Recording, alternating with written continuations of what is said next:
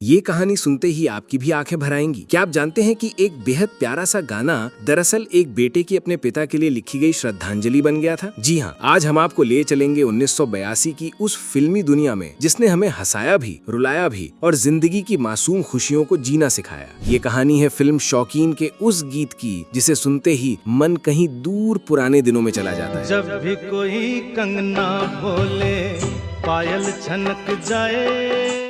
नमस्कार दोस्तों, आपका स्वागत है उस जगह जहां हर गाने के पीछे छिपी एक दिल छू लेने वाली कहानी आपके सामने आती है। फिल्म शौकीन का नाम आते ही मन में रंगीन तस्वीर बन जाती है। बासु चैटर्जी की ये फिल्म अशोक कुमार, A.K. हंगल, उत्पल दत्त जैसे दिग्गज कलाकारों के साथ मिथुन चक्रवर्ती और रति अग्निहोत्री की ताजगी लेकर आई थी। लेकिन असली जादू था फिल्म का संगीत, जो रचा था पंचम दा यानी राहुल देव बर्मन ने। लेकिन क्या आप जानते हैं कि इस गाने के पीछे की कहानी कितनी भावुक है? जिंदगी का सफर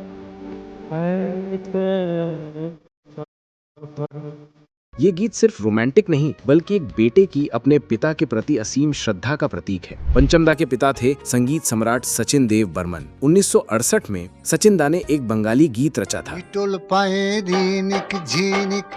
पायल खाने बाजे, जिसके बोल लिखे थे मीरा देवी बर्मन ने, जो पंचम दा की माँ थी। सालों बाद जब बासु चैटर्जी ने पंचम दा को बुलाकर कहा, इस धुन को शौकीन के लिए नया रूप दो, तो पंचम दा की आंखें भर आईं। उन्हें अपने बाबूजी की याद आ गई। उस पल उन्होंने तय कर लिया, इस गीत को कोई और नहीं बल्कि उनके पिता के मानस पुत्र किशोर कुमार ही गाएंगे। जब किशोर दा को ये पता चला कि ये धुन सचिन दा की रचना पर आधारित है, तो उनके चेहरे पर एक अलग ही चमक आ गई। सचिन दा उनके लिए सिर्फ संगीत गुरु नहीं थे बल्कि पिता समान थे। रिकॉर्डिंग स्टूडियो में जब वे माइक के सामने खड़े हुए तो उनके मन में पुराने दिन ताजा हो गए। उन्हें याद आया कैसे वे और सचिन दा साथ में बैठकर नई धुनों पर बातें करते थे, कैसे सचिन दा की आंखों में संगीत के लिए वो बेपनाह प्यार चमकता था, कैसे उन्होंने अपने गीतों में अपनी आत्मा उंडेल दी थी। उन्हें वो पल याद आए जब रिकॉर्डिंग के बाद दोनों देर तक बैठकर चाय पीते और संगीत की बातें करते रहते। रिकॉर्डिंग के उस पल में किशोर दा का मन जैसे अतीत में लौट गया। उनकी आंखों में अपनापन था, आवाज में वो दर्द था जो सिर्फ अपनेपन से आता है। उन्होंने पंचम दा से धीरे से कहा कि अगर मैं शुरुआत में एक हमिंग से शुरू करूं तो कैसा रहेगा। पंचम दा ने बिना सोचे हामी भर दी। यही हमिंग इस गीत का जादू बन गई।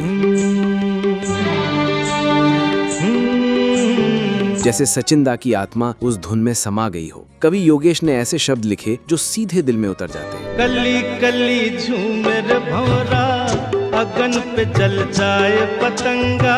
हर पंक्ति में ठहराव है, हर शब्द में भाव है, जैसे जीवन की छोटी छोटी खुशियों की महक शामिल हो। ये गीत सिर्फ धुन में ही एक बेटे की अपने पिता के लिए छुपी यादों और भावनाओं का सफर है, एक ऐसा एहसास जो आज भी हमारे साथ है। रिकॉर्डिंग पूरी होने के बाद स्टूडियो में एक पल ऐसा आया जब सब चुप हो गए, मानो हर कोई उस संगीत में छिपे भाव को महसूस कर रहा हो। पंचम दा की आंखें भर आईं और किशोर दा की आवाज में वही अपनापन गूंज रहा था जो सिर्फ रिश्तों की मजबूती से आता है।